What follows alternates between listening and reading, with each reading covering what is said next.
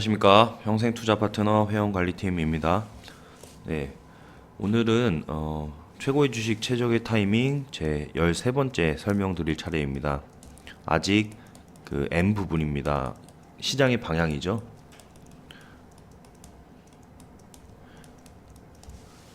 네, 시장의 방향편에서는 지금 두 번째 설명을 드리는 차례이고요. 시장의 방향편에서 지난 시간에 소개해드렸던 내용은 시장의 방향을 파악하는 것이 무엇보다 중요하다라는 것입니다. 그래서 그 중요성에 대해서 다시 한번 되새길 수 있는 마음가짐을 가질 수 있게 그런 다짐해보는 시간을 가졌습니다. 그러면 이번 시간에는 그런 면이 있습니다. 그 기술적인 측면, 시장을 바라보는 데 있어서 시장의 방향성을 보는 데 있어서의 기술적인 측면에서 배워야 될 점들을 중점적인 부분들을 다뤄보겠습니다.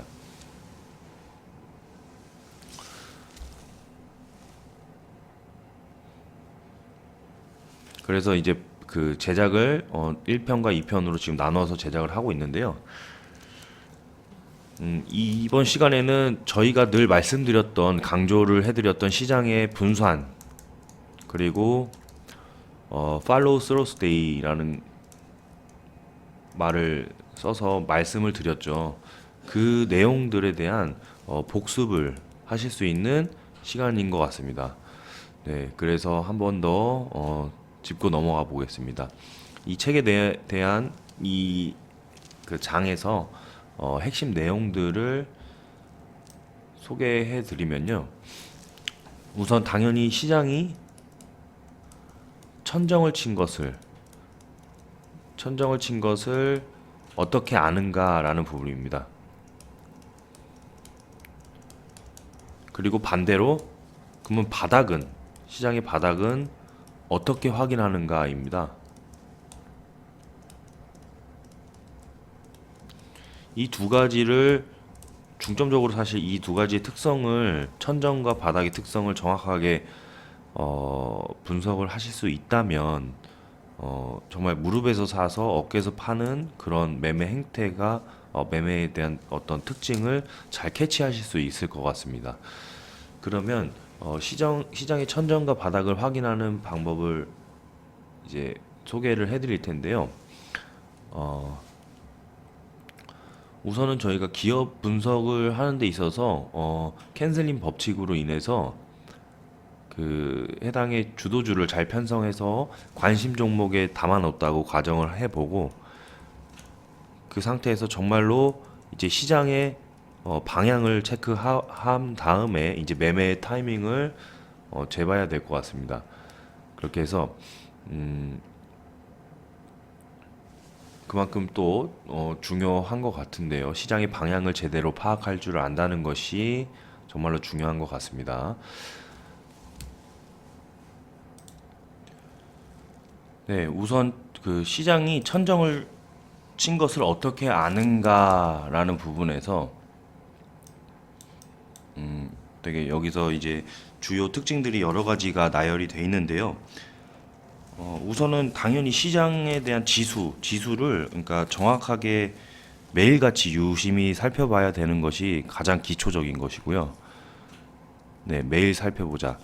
근데 그 중에서 가령 어느 날 주식이 오름세를 타면서 주식이 올라가면서 시장 전체의 거래량은 전날보다 눈에 띄게 늘어났는데 거래량도 늘어났다. 되게 이상적인 모습이죠. 네, 그렇게 해서 지수가 상승을 했는데 그 오름폭이 주식의 오름폭이 전날의 상승폭에 비해서 훨씬 더 이렇게 작아졌을 수가 있다. 그런데 이제 예를 들어서 거래량은 늘어난 거죠. 거래량은 늘어났는데 주식의 오름폭이 작아졌다. 나는 이것을 더 이상 주가의 상승을 수반하지 않는 거래량 증가라고 부른다라는 것입니다. 그러니까 그 주가가 상승을 하지 않는, 그러니까 상승을 수반하지 않는 거래량, 이것이 이제 고점의 특징 중에 하나라는 것이죠. 그리고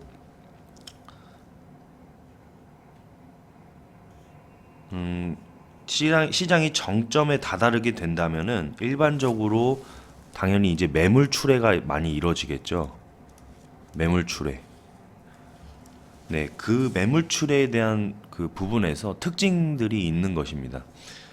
예를 들어서 책에서는 4에서 5주에 걸쳐서 거래일 기준으로 3에서 5일간, 그러니까 3회에서 5회 정도 된다는 것이죠. 3에서 5일간 이루어진다. 매물 출회가 이루어진다라는 것인데, 그러면 일단 시장은 상승세를 보이는 와중에도 이런 매물 출회의 압력에 직면을 하게 되겠죠. 이런 부분 때문에 상승장에서도 이런 압력이 은연중에 계속 일어나고 있고, 그렇기 때문에 많은 사람들이 매물 출회를 제대로 파악하지 못하는 이유가 된다라고 책에서는 언급하고 있습니다. 그래서 결국 4에서 5주 동안에 3회에서 5회 동안에 매물 출회가 이루어진 다음에 시장은 하락세로 전반적으로 하락세를 맞이하게 된다는 것이고, 만약에 이제 2주에서 3주 사이에 4번 정도 4일 정도의 매물을 쏟아낸다면은 아무리 잘 나가는 주식 시장도 내리막을 더 접어들 수 있다라는 그런 설명을 하고 있습니다. 만약에 이런 매물 출회가 있음에도 신고가를 계속적으로 경신을 더 무시하고 경신을 하는 부분이 있습니다. 네, 그런 경우에도 6주 이상에서 6주 이상에 걸쳐서 매물 출회가 이루어진다라고 말하고 있으면서 결국에는 시장이 하락을 하는, 네, 그런 모습을 나타낼 수 있습니다. 그러면 일단은 결론을 요약을 해보자면요. 그러니까 반복적으로 나타내는 매물 출회 신호를 감지하는 데는 주요 지수 중에 하나만 봐도 충분한 것이고, 지수 하나를, 그리고 이렇게 나와 있습니다. 그러니까 4에서 5일간의 매물 출회를 읽어내느라 주요 지수를 몇 가지를 볼 필요는 없다. 주요 지수 중 하나가 전날보다 거래량이 크게 늘면서 하락을 했고, 거래량이 전일보다 이제 당연히 증가를 해야 되는 것이고, 플러스해서 하락률, 지수는 하락을 해야 되는데 그 하락률이 0.2%를 넘게 하락을 했다면은 매물이 출회될 가능성이 있다라고 해서, 그러면 거래량이 전일보다 증가하면서 지수가 0.2% 이하로 하락을 한다라는 것 자체를 매물 출회를 보고, 이 매물 출회가 아까 말씀드렸다시피 4에서 5주의 기간 동안에 적어도 한 5회 이상, 3에서 5회 정도라고 말씀을 드렸는데, 네, 저희가 이제 분산을 말씀드렸던 거는 5회에서 6회를 언급을 해드렸죠. 네, 그런 식의 매물 출회가 나타난다면 이게 바로 천정을 친 것이 나타난 그런 징후라고 말씀을 드릴 수가 있습니다. 책에서는 그 다음 천정을 치고 난 다음에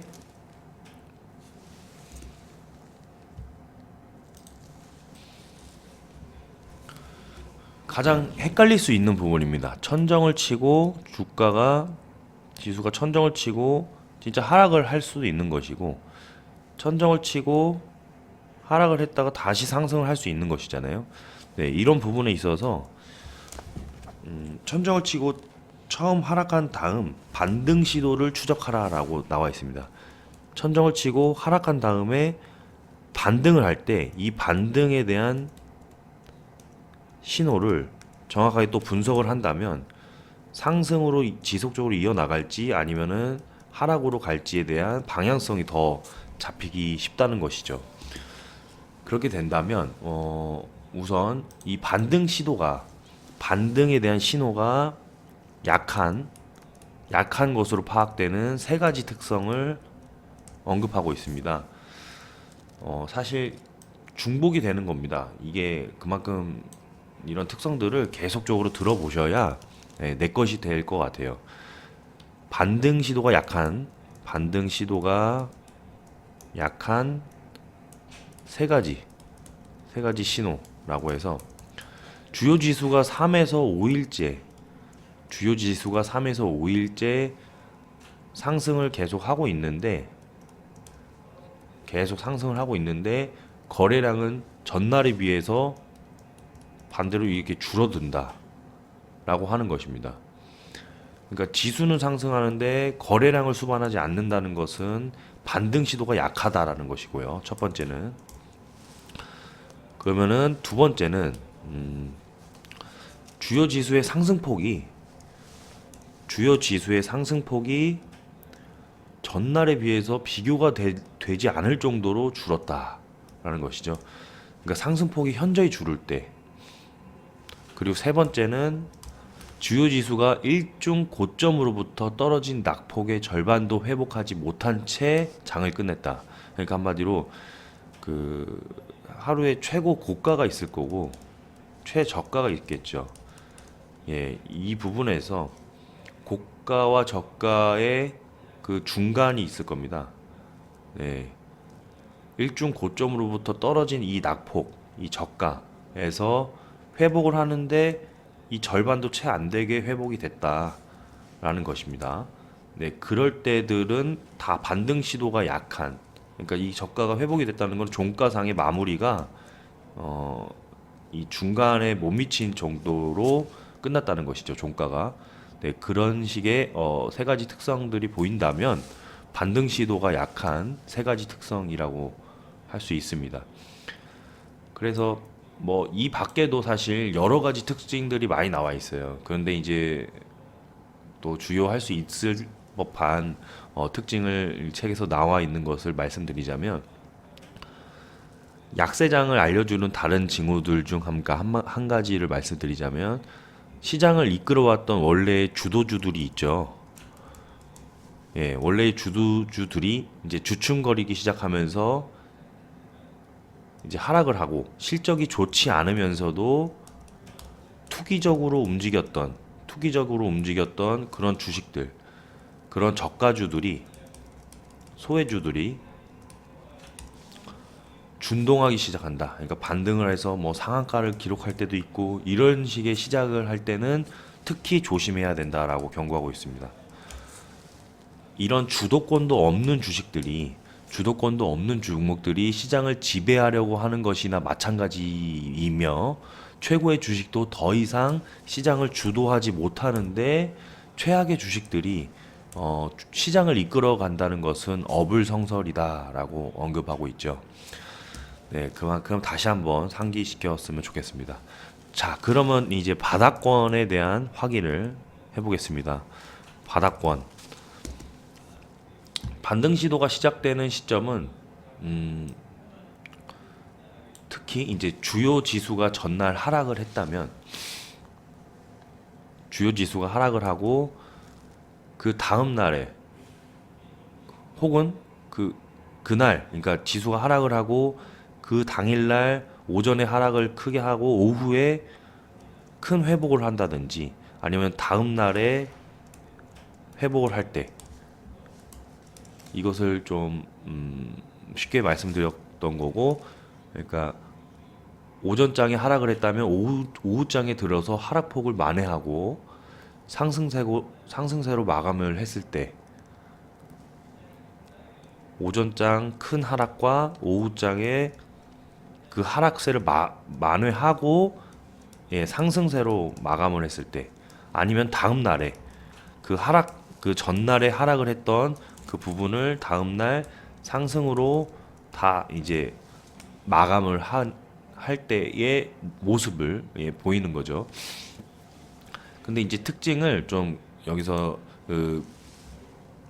미국 시장을 당연히 예를 들었기 때문에 한 2에서 3%의 하락을 예를 들고 있거든요. 한국 시장에서는 꼭 그렇지 않을 수가 있는데 이제 2에서 3% 정도의 지수가 하락을 하고 있다가 예를 들어서 이제 오전장에 하락을 하고 있다가 오후장에 그 하락을 다 만회하고 마이너스 2에서 3% 하락을 다 만회하고 플러스로 끝났을 때는 거죠. 이제 상승으로 마감했을 때 혹은 이제 다음 날 그 하락에 대한 부분을 다 상쇄하고 또 상승으로 마감을 했을 때라고 나와 있는데, 2에서 3% 하락으로 비율을 하고 있습니다. 이런 반등 시도 후에는 이제 저희는 추세 전환이라는 표현을 좀 많이 했었죠. 추세 전환. 이 반등 시도 후에는 반드시 그런 건 아니지만 대개 한 4에서 7일 정도, 4에서 7일 정도 사이에는 지수가 전날보다 거래량이 급증을 하면서 큰 폭으로 지수가 상승을 했을 때, 이때인 거죠. 그래서 그 큰 폭으로 상승하는 반등의 지속성을 보이는지 확인을 하라라는 것입니다. 그러니까 추세 전환 이후에 반등의 지속성, 이 부분을 확인을 하라라는 것이죠. 반등의 지속성을 확인한 이후에 매수해도 늦지 않다는 것이고, 그 반등의 지속성이라는 것이 이제 여기서 이제 한글로 번역을 한 것이지만 영문으로는 팔로우 스로스라고 하는 것입니다.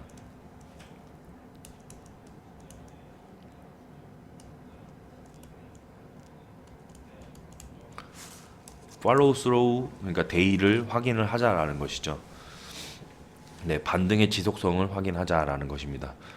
책에서는 윌리엄 오닐은 그렇게 언급을 하고 있었죠. 그 상승폭을 예전에는 그 지수가 이제 큰 상승을 한다는 그 폭을, 지수가 상승하고 거래량이 급증을 하는 것이잖아요. 전일보다 거래량이 더 급증하고 지수가 상승하는 팔로우 스로스를 확인을 하자라는 것인데, 예전에는 이 지수의 상승폭을 1% 이상의 상승폭을 설정을 하고 이제 지켜봤는데, 여러 기관 투자가들이 윌리엄 오닐의 이런 시스템을 알게 되는 바람에 상승률 기준을 대폭 올려서 1.5에서 2% 이상의 강력 상승을 기준으로 삼았다고 합니다. 그래서 반등의 지속성이 확인이 된 다음에 또 조심스러워야 할 게, 항상 그 다음에 무조건적인 상승은 없습니다. 당연히 하루 이틀의 조정이 있을 수가 있는 것이고, 그 조정이 들이닥쳤다고 해도 팔로우 스로스를 틀렸다고 단정하지 말라라고 경고하고 있죠. 약세장이 바닥을 칠 때에는 지난 몇 주간의 저점 근방까지 다시 되돌리는 경우가 자주 있기 때문에, 이런 되돌림이나 시험이 적어도 최근 지수 저점에 비해서 조금이라도 높은 데서 끝났다면 오히려 더 긍정적으로 바라볼 수 있다는 것이죠. 약세장이 이루어졌고 이제 추세 전환이 나온 이후에 상승을 하는데, 예를 들어서 팔로우 스로스가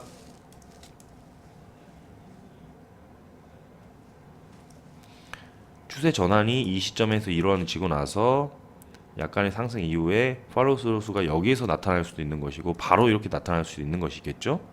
네, 그런 측면에서 만약에 이런 측면에서 나타났다라고 한다면 다시 이제 지수가 살짝 눌러줄 수 있겠죠. 근데 지수의 저점이 그 최근 그 지수의 바닥권의 최저점에 비해서 더 높은 데에서 이제 시험이 종료가 된다면 더 오히려 긍정적으로 바라볼 수 있다라고 이제 언급을 하는 것입니다. 네, 그림이 제가 좀 잘 못 그려서 죄송합니다. 제가 이런 식으로 이제 이루어진다면, 이 저점보다 이 저점이 더 높은 구간에 시험이 종료가 됐다라고 한다는 것은 긍정적이다는 것이죠. 네, 여기에서 이제 팔로우가 나올 수도 있는 것입니다. 근데 여기서 나왔다고 가정했을 때 이런 눌림이 있을 수도 있다라는 것이고요. 항상 이제 기억해 두셔야 될 것은, 죄송합니다. 일단은 이 밖에 더 언급을 하고 있는 것 중에 하나가, 되게 여러 가지를 같이 종합적으로 당연히 봅니다. 하지만 이제 모든 것을 소개해 드릴 수는 없고, 콜옵션 매수자가 있고 풋옵션 매수자가 있겠죠. 콜옵션 매수자들은 당연히 주가가 오르길 바라고, 풋옵션 매수자들은 주가가 하락하길 바라죠. 그러면 이제 콜옵션 매수자들의 거래량이 풋옵션 매수자들의 거래량을 상회했을 때는 이 투기자들에 대한 그 심리가 매수에 대한 심리가 많이 작용한 것으로 또 보고 강세가 지속될 것에 대한 기대를 한다라고 해석할 수 있다라고 말씀을 하고 있고, 또 금리의 변화도 체크를 당연히 하는 것이고 그러고 있죠. 그런데 이제 또 추가적으로 기업 연금의 구성 비율이 채권형이 기업 연금의 이제 구성 비율 연금 구성 비율이 채권이 더 높은지 주식에 대한 비율이 더 높은지를 따져서 기관 투자자들의 심리가 또 파악을 해볼 수 있다는 것이죠. 주식에 대한 비중이 높으면 강세장이 더 높아질 수 있다는 것이고, 네, 채권은 더 방어적으로 하는 것이기 때문에 약세장이 이루어질 수 있다는 것이죠. 네, 그런 기관 투자자들의 또 심리도 같이 본다든지, 또 추가적으로 방어주의 특징이 있죠. 방어주는 유틸리티나 이제 담배 그리고 음식료, 소비재 이런 주식이 있겠는데, 이런 주식처럼 경기 변동에 덜 민감을 한 것 자체가 경기 변동에 덜 민감을 한다는 것 자체가 방어주인 것이잖아요. 네, 이런 방어주들에 대해서 주가가 상승을 한다면 영리한 투자자들이 방어적인 자세로 전환을 했다는 것이죠. 그래서 그 약세장이 머지 않았다라고 또 받아들이기도 한답니다. 이런 여러 가지 특징들이 또 약세장과 강세장을 구별할 수 있는 주요 요건인 것 같은데요. 항상 기억해 두셔야 할 점은 시장의 주요 지수만큼 신뢰할 수 있는 2차적인 지표는 없다는 것입니다. 정확히 책에서 언급을 하고 있는데, 주식시장에서 정상에 오르는 열쇠는 시장이 어디로 갈지 예측을 하거나 미리 아느냐가 아니라는 것입니다. 시장이 지금까지 어떻게 움직여 왔고 또 어떻게 움직이고 있는지를 알고 이해하는 것이 더 중요한 것이라고 하는 것이죠. 그것이 바로 성공의 열쇠라고 언급하고 있는 것처럼, 섣부른 판단과 확언을 하여서 절대 시장과 싸우지 말고, 시장은 훨씬 강력하기 때문에 주식을 사야 할 때와 팔아야 할 때는 시장이 주요 지수가 말해주는 것을 귀담아 듣는 것만이 우리가 해야 할 중요한 일인 것 같습니다. 예, 그래서 항상 그 시장의 방향성을 잊지 않고 기억을 해주셨으면 좋겠습니다. 시장의 방향성을 여러 가지 보는 눈을 더 기르시려면은 책을 더 면밀히 한번 보셔야겠죠. 네, 그렇기 때문에는 더 좋으실 것 같고요. 이번 시간은 사실 제가 한번 하나하나 비교를 같이 해보면서 연습을 해보려고 했는데요.